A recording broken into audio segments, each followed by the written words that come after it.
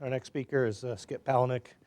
You all know him as senior research microscopist with Microtrace here in Illinois. And his talk is on forensic soil microscopy techniques and casework applications. Chris, and I'm grateful, of course, as the others, for the opportunity to be invited to this terrific meeting. It's always nice.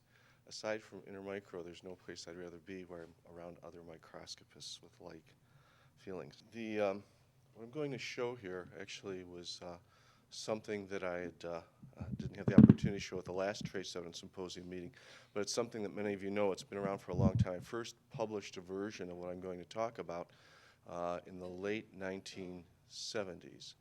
And since then, it's been through many revisions. And as I travel around the world, I found that many people are utilizing a lot of these ideas. The principal emphasis at this for the beginning was to have a way of working with a small sample of material where you could do sort of everything you wanted to do to it. As there turned out to be more things you want to do to soil over the years, it's gotten more complicated. The other aspect is I use it as a template for teaching. Those of you who know me know I hate cookbooks and flowcharts. You're going to say, what's Palenik doing with a flowchart, showing us flowcharts? Well, it's because to try and fit, as a way of fitting everything in, it's not necessarily for casework. And those of you who are in my, what passed for a soil workshop a soil mineral identification workshop on Monday, know that in many cases, once you know what you're doing, you of course would disregard this altogether. I'm going to pass through these quickly. We'll talk more about this fellow tomorrow.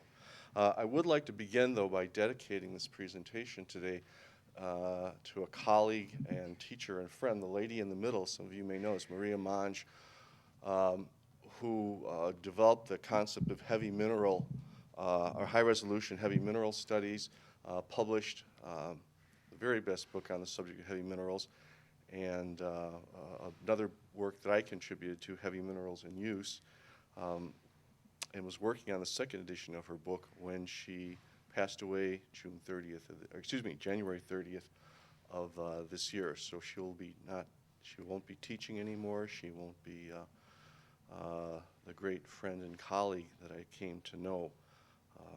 She's a terrific lady, and I'd like to remember her in some way, especially before a group that's benefited greatly from her publications and work. This is obviously from the title a talk about microscopical techniques. As Gwen showed at the plenary session, there are many ways to do this. As Ethan just showed, there's still another biological means of looking at soil. As I said, this method is principally for teaching and not forgetting things as a way to look at materials. In many cases, a lot of these things will be cut out. In many cases, they won't be used at all. Although it's interesting, as people have picked this up over the years, and they'll be talking to me at a meeting or someplace or in a case, they say, well, we're looking at fraction 2. And for a long time, even though I wrote fraction 2 and had fraction 1, I didn't know what fraction 2 was. I didn't know what he was talking about. He was talking about fraction 2. So anyway, the whole thing starts, though, with color. And if you talk to Maureen Bottrell, for example, they say the FBI, they eliminate the great majority of soil comparisons they get because the color and the textures are different. And that's a good way of starting. There's as far as I'm concerned, there's nothing better than doing that, especially when you get lots of known samples in the case that you have to work with. Not that lots of knowns aren't important, but it's essential to be able to have something. It does no good to get to the end of a whole scheme of analysis to have processed everything and then say, yeah, everything we did was all the same, except that the color was different. That doesn't sit very well with somebody listening to what you're talking about. So anyway, what we're going to do first, so the color examination is important. How you do the color examination really depends on the situation. If, as the great majority of people use forensic soil examinations for comparative purposes, to see if two soils could have come from the same source. There's nothing like looking at the two samples side by side. I mean, of course, taking care not to contaminate one with the other. But sometimes that's not possible when you've got a soil where you don't know where it came from. You're trying to develop investigative leads. And in that case, actually, getting a Munsell color can be useful, or a color from a colorimeter, like one of these Minolta colorimeters that some people are using right now, and are nice ways because you You can put them in color space, or you can put them in Munsell colors. You can take those results, use them however you want. But this preliminary examination is extremely important. Low power microscopy. I've got a lot of slides, and so I'm going to really sort of shoot through this, I'm afraid. And I'll be around, happy to answer questions if I can, although again, many of you are already using systems like this. Lower power microscopy, we're talking about looking at the sample after we've looked at macroscopically, looking at a stereo microscope, we're picking through, looking for things. A good hint that I learned years ago from a book, from Arthur Lucas's book, Forensic Chemistry, is to wet the sample though as you're doing it. So I have a dropping bottle handy and I wet it and I go through, and so little things like delicate leaf fragments don't break up. They soften, and then you can lift them out without finding little pieces of these things in there. Max Freiselzer used that successfully, and I will be talking about him in a case at the luncheon talk tomorrow. Anyway, and then finally you see over there on the right, as far as picking things out, paint and glass, and I know many people at this point, if they can turn it into a paint case or a glass case, they'd rather do so than proceeding with looking at the components of the soil. Get to the point where the sample is sonicated, unless it's already sandy or silty type material. Although in at least one case I've had in my career, sonicating the sand has been very helpful, and some of you know the case where I was trying to locate the source of spent or sand that had been substituted for silver flake by Kodak. They had sent out developing solutions for recovery. They got the silver flake back. Instead of silver flake in the milk cans, which the young people here won't know what I'm talking about, but there was sand inside, and they want to know where the sand came from. By sonicating that, one of the big clues was the pollen that came off. It was primarily the pollen flora consisted primarily of desert type things, especially Artemisia sagebrush. Then finally, the sample, what rapidly sinks in water, you wash off and clean. You get clean sand and silt. The material that does not settle or settles only after you pour off the wash water becomes fraction 2. We'll look at that. And then finally, the material that doesn't settle, it says 10 minutes, it won't settle in 2 days. Color, this is just a graphic reminder of how color can vary. This is, you look at the initials up, this is an old former student of mine, now unfortunately passed away, but well remembered in California, Ed Rhodes did this. Going from left to right, you're along a highway in California, and then going from top to bottom, you're looking at the sieve fractions. So you can see not only texture demonstrated the differences in that, but color as well. Fraction 1. What I do when the sample is suitable for sieving, we sieve the fractions. Now, one of the things when people come study with me or take my course at McCrone Research Institute or CCI in forensic soil microscopy, well, I wish I would have come to the course first. They went and bought stuff, so they bought 8-inch sieves or something like that. You don't, if you are going to sieve soil, a set of 8-inch sieves, I mean, may do you some good, but probably not in most of the cases you're ever going to work with. The clean material then can be sieved. Of course, we start dry sieving, then we wet sieve, and we're not going to go into the details here. Then we perform a heavy mineral separation. And the reason for that, and this is one of the places where I used to argue with Walter McCrone, is he didn't think you needed to do any separations. I find it essential to do this to do these separations, to concentrate materials and to purify them to some extent. Classical forensic heavy mineral separations, whether forensic or not, are done in separatory funnels with large quantities. Instead, I tend to work with, small sieves first of all. You can see the size. These are Endicott sieves available from England. They've kind of goofed them up lately, but they're still the best sieves I know of out there for doing this, and this represents all the different fractions. The pan on the left, the coarse fraction on the right, the cover underneath it, the finer sieves, and then finally material which passed through the 90 micrometer sieve in the middle foreground. A centrifuge tube of appropriate size for standard samples, the typical kind of standard sample that I would get in a case, although they can be many times smaller, goes into a 12 milliliter heavy walled centrifuge tube. Some of you may use those. They look like 15 milliliter tubes, except they're thicker walls, so they stand up to the bromoform and centrifugation better. The dry sample of the size you want to look at. And if you're looking at heavy minerals, what you will find, and what sedimentary petrographers have known for years, is that most of the heavy minerals tend to be concentrated in the smaller size ranges, which is nice for us forensic scientists because those are the sizes we typically have. So I like to use the 90 to 180, or I sometimes use the 75 to 125 range. And then sometimes the best of all is the less than 90 micrometer material, although then that becomes harder to pick. And oftentimes we have to pick out grains that we don't recognize to study them further. I put them in a tube, and I think the tube we got here is it's a, I think a 2 milliliter. This is a 2 milliliter tube. You'll see the pollen fraction in a 1.5 milliliter tube later. But there's the heavy and light fraction from a sample. One of the things you'll notice, if you know anything or have read anything about heavy minerals, is that the concentration of heavies in the bottom seems high with proportion to the amount of light minerals floating on the top. You'll hear the concentrations are typically, 1, 2%, or maybe even, less than that. That's for the whole soil or for the whole sediment. When you get down to the finer size ranges, the quantity of heavy minerals go up, so you have a better chance of actually recovering some sample that you can see. We then stick the bottom of the tube in some liquid nitrogen, listen for the bubbling to stop of the bottom of the tube is frozen. We can then take it, pour it off. The big trick here and the important thing is to wash all the lights off the inside of the tube. They're collected, it shows watch glasses here. In fact, now I use porcelain crucibles of various sizes. When the light fraction comes off, you set aside, you wash it with acetone, put it in a warm oven, not too hot an oven because we're going to stick all our mineral separates in there. We don't want to dehydrate clays and things like that. And so there we've got material. There's our light mineral fraction. Our bromoform has melted. Our heavies are sitting on the bottom of the tube.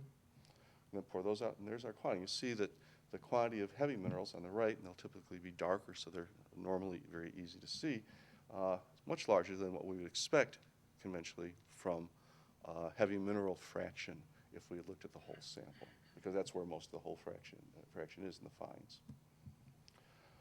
We would then look at those fractions. Traditionally, petrographers mount everything up in balsam, and they would then mount things in something with a refractive index of about 1.54, and so all your heavy minerals have much higher refractive index. I mount light mineral specimens in either Cargill 1.520 liquid, 540 liquid, or in Cargill melt mount, the same refractive index. I melt my highs in 1.662. The 662, John Ruffner will know, is what we used back at Macron Associates. That was Walter Macron's favorite mount. I need everything. The particle atlas is 1.662. And it has benefits because some of the minerals are slightly less than heavies, are slightly less than 166. Some are slightly higher, and many are higher by varying degrees. So you can use things in addition to relief, like dispersion staining of the grains, to recognize them and recognize them quickly, which is the advantage of this method. This is a typical heavy mineral suite down south. You can see corroded grains, a lot of micas and things. When we cross the polars, we can see other characteristics. So, for example, I'm going to use the big red. So we see twinning. Andy showed some of this in feldspars. There are a lot of things. Andy pointed out the importance of mineral varieties, and that's certainly one of the most important advantages to using the microscopical method. You can do all kinds of elemental analysis, and you can miss some very obvious things if you simply don't look at the sample. And again, I'll have more to say about that while you're trying to digest your lunch tomorrow. Rock fragments, this is quartzite, so small quartz grains, and Andy also mentioned the value of looking at it's got larger grains, smaller grains. Are they uniform? How do they vary? You can look at all these characteristics. Of course, you need to know what it is you're looking at first, which means you need to identify the grains.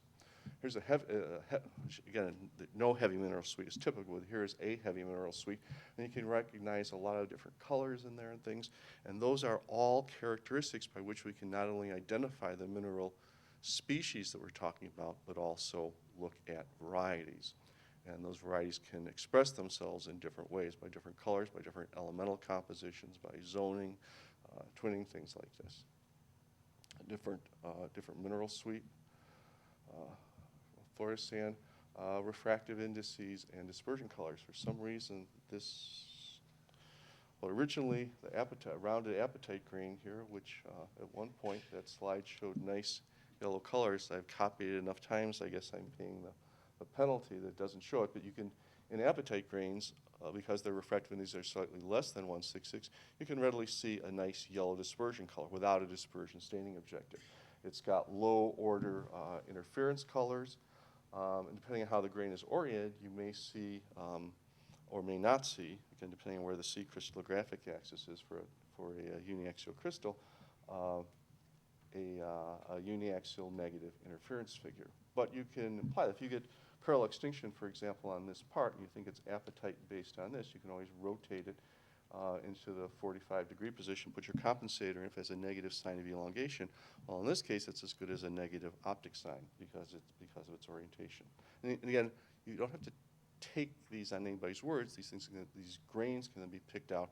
You can analyze them microchemically. You can analyze them by eProbe. You can analyze them by Raman spectroscopy, which is turning out to be a fantastic tool for looking at materials, not on the basis even so much as their chemical information, but on their grade information and the ability to distinguish polymorphs from each other. Kyanite crystal from a metamorphic environment. Again, it's got very characteristic morphology. Between cross polars, it doesn't go to extinction when its vibration directions are aligned because it has very characteristic inclined extinction. It's a monoclinic mineral. Pleochroism, another characteristic, and one which really lends itself to detecting and determining mineral varieties. Again, if the color was good on this, on the old original slide, this used to be a nice, this is a nice blue here, and I guess a violet over there. It doesn't seem to have held up through the processing. Andy showed tourmalines, a couple of examples of tourmaline. And it's pleochroism because tourmaline is a negative mineral that has a negative optic sign. Its strongest vibration direction is perpendicular to the length of its prisms.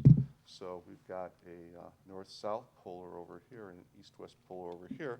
And the great majority of minerals you look at, of course, they have color, and our pleochroic are going to show their strongest absorption parallel to their length because that's what we typically see with positive crystals.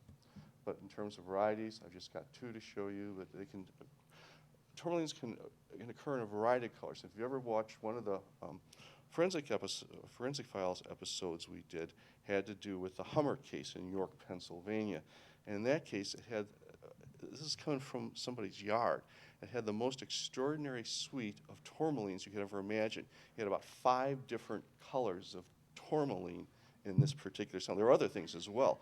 There was stuff that the kid worked on his parents' car, and so we had welding sleeves, we had carborundum and things in there. It just, you know, sometimes you get, as everybody in this room knows, sometimes you get everything, sometimes you get nothing.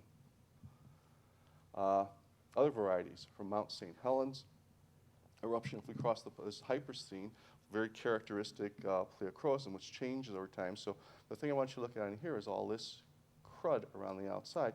And this is from Yakima. This is right after the eruption when a lot of people sent us stuff. Once mail came back again from different locations from all over the western United States of examples of the volcanic ash when it was fresh. And of course, when you cross the polars, all this disappears because it's volcanic glass from the magma that suddenly solidified when it was ejected and then, you know, slowly wears off. And one of these days, Bill Schneck, who's promised me a sample for years, tells me it's still out there in the soil. I can see, I'd like to see how it varies now. Another example of, and I keep picking on the guy, but I've been asking him for this for 5 years, I think. Thanks, Phil. Just another example, different pleochroism, different grains with different kind of rounding on them. This is from actually a site in Africa. Here is from Martinique. This stuff is real old volcanic stuff, and the color has really changed. Again, unfortunately, my reproduction here, which I'm embarrassed by, doesn't do justice to it, but it's a beautiful grain. I call it my Christmas tree hyperstein. The grains are really rolled. You no longer see the evidence of the orthorhombic crystal structure, orthorhombic prisms. You see these sort of irregular aquant grains, but the bottom one in reality is beautiful red. The top one's green. I call it, you know, again, it's like Christmas tree lights. The coarse mineral fractions, oh boy, we're going through this. Okay, the coarse mineral fractions can be studied as well. I'm not going to be able to tell you how they're studied, I guess. We can look at rounding of grains. We can use reagents to look at the clays and the silica that's built up on the surfaces. Of course, the SEM is useful for this. There's a diatom grain you can see by light microscopy. You can see these things better and use them especially to determine environment. Peter Bull, you've heard mentioned by Andy as an author. Professor Bull is actually one of the founders of the whole science of studying quartz grain surface textures. Others are David Crinsley, Luc Lirabeau, who's passed away now. But the big names, and I will mention to you also that he's at this meeting. Peter Bull is sitting in the back of the room right now. He's the smiling gray-haired fellow with the gray coat. And his prize graduate student next to him, Ruth Morgan, who runs a very nice program based on principles Peter taught her at Oxford at UCL London. Anyway, diatoms you can do silica flowers, or fluidifleces, Lirabeau used to call them, on grains where the silica is precipitated on the surface, where the surface had a cutan on it before. This is all etched away, and these characteristic triangular-shaped etch pits are very characteristic of this kind of thing. That's from Florida. There's a lot of water percolating down, another type of etching, and a grain with no history. This is from a glacier in Canada. Cathodoluminescence, you heard Mary Ann talk about. Not sure you heard Maureen talk about. No, you didn't either. You heard, oh, yes, Joanne. Joanne talked about. Chris, my son, Chris Palenik did the work for her on this. But that's the unit we have far less sophisticated than what he got to use at the FBI. Fraction 2, this is where all kinds of stuff will turn up, including fine mineral grains. But if you do a look at this under the microscope, take some of that sludge and look at it, and you can see what you've got. You can exploit it. You can sometimes divide it into two fractions. You use one or the other. By getting rid of all the organic, you can look at things like plant opal using boiling hydrogen peroxide. You can look at diatoms. You can float these things off from the mineral. By getting rid of all the inorganic with HF, you can then look at pollen. So here's acetolysis. This is done in a 1.5 milliliter glass centrifuge tube. Here it is, centrifugation. Some of the things you can look at here. Typical of what that after acetolysis looks like without staining. We can look at the internal structure, which I'm external structure I'm not going to talk about. If you want to look at detail of the external structure, you can see on the left here on a grain from the sunflower family, the Asteraceae, and the same type of pollen taxon from the sample on the right-hand side by higher powers high-dry light microscopy. Charcoals, identify the woods and species, identify different types of plant tissue, all kinds of things. Plant opal, example. These are all cleaned with hydrogen peroxide. You just see ones with diatoms with the plant opal. And finally, the clay fraction. I'm out of time, and this is an area I was talking to the workshop the other day about. I've never had a case where a comparison case where it's been made or broken. In fact, Bruce Hall mentioned the same thing when we had that one thing, I think, Maureen, at the Soil Science Society of America, that thing one time. And we had the same result, and I think everybody in the room had that same result. It was made or broken on the basis of clay examination. But examination of the clays, along with everything else, when you're trying to do geosourcing, really learn where a sample came from, develop investigative leads, the actual identity of the clay becomes important. And the various ways of studying it would be by microscopy, staining test, phase contrast. Those are older methods. They can still be useful for soil comparison, though. Thermal analysis, I have to take off the slide. I never used that. The FBI used to use that, I guess, years ago. Before we had X-ray diffraction, I used FTIR all the time. Even though we have X-ray diffraction now, I still use FTIR because of the information it gives us. Anybody who does paint in this room, every time you see what's kaolin look like under FTIR, right? You get a great spectrum, so it gives you some handy information. We take that fraction 3 that I showed, if you can remember back to the beginning slide, spin it all down, and then we filter the supernatant liquid. The bottom sludge goes into fraction 2. We filter it, and we end up with onto membrane filters, and those are submitted for, we put those in for X-ray diffraction down the hall, or we'll take some off for elemental analysis and for FTIR as well.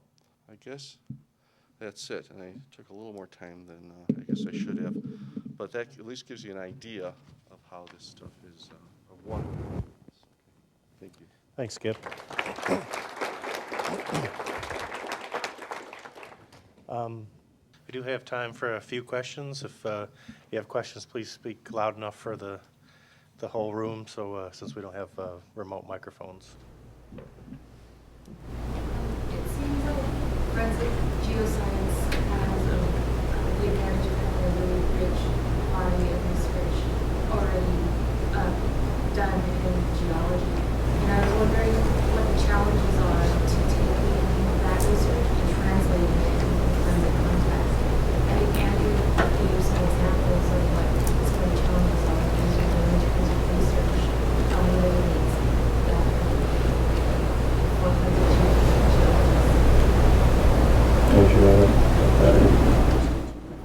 I'd be happy to talk about that. I think that one of the main challenges, if you look at, for example, what soil surveys do, is when they collect their control samples, they're going, several centimeters deep, sometimes considerably. Their reference samples that they're using to develop databases and collect their data are deep. They're large. They'll get, kilos of samples, and they go through these exhaustive procedures to ensure the representativeness of the soils that they're putting in. So a lot of what you have in the geologic lit, if they're going to do a particle size analysis, depending on the range of sizes they're dealing with, they'll literally use kilograms. Whereas the soil skip might get will just be a couple milligrams on someone's pants. So the challenge is methods that were developed specifically to deal with large representative samples. How can we apply those in a meaningful way to samples that are neither representative to our knowledge? We don't know their history, and so that's the challenge. And I think what you see up here in some of the methods and the talks is our attempts to bridge that gap. And I think that some of the work coming out of the UK, in particular, and some of the other countries that Marianne mentioned were nice examples of people who have these academic credentials trying to then think about forensic contexts and how those might translate. So. I would just make one comment to postscript what Andy just said, and that is that as forensic scientists, although especially for geosourcing type of work where you're trying to locate something, which is the rarer way that this is used, in the more normal context of comparison, the portion of the soil that we're interested, the sediment that we're interested in, is the stuff that a normal geologist would brush away before they start their work, because we're interested in the leaf fragments and needles and dust from the nearby cement plant and things like that help to make that particular soil, if not unique, at least more variable. Take one more question if there is one. What's everybody doing with this week? Geo right now, what are you guys working on with that? You know what I mean? It's a kind of a brainchild of Bill Schneck and I. I'll admit I'm not a soil examiner. I'm just here to try to help and get something off the ground. Our intention was, if we can kickstart it, if the money's tight in NIJ or FBI, that maybe we can start it off, start working towards some soil standards, training standards, similar to what the other SWIGs are working on, with every intention that hopefully it would be then absorbed by SWIGMAT to continue it. But as I said, just trying to help it to get started. So that's where you would hope to get your funding then, being part of SWIGMAT? Eventually, again, with as funds get tighter here, we've tried a couple different avenues. I'm trying to fund it through the Department of Defense, written letters to NIJ, NFSDC, worked a couple avenues through Jose's program, sitting back in the back of the room. So right now it's a funding issue. It's a really ad hoc group. Again, we had a short meeting the other day to again try to push this forward. We strongly believe there needs to be some standards in soil analysis, and I said if we kind of have to continue it as an ad hoc group until we get official funding, I think we're going to stick with it. But we're hoping to get some type of monies to have a group of folks meet and start working on developing those standards.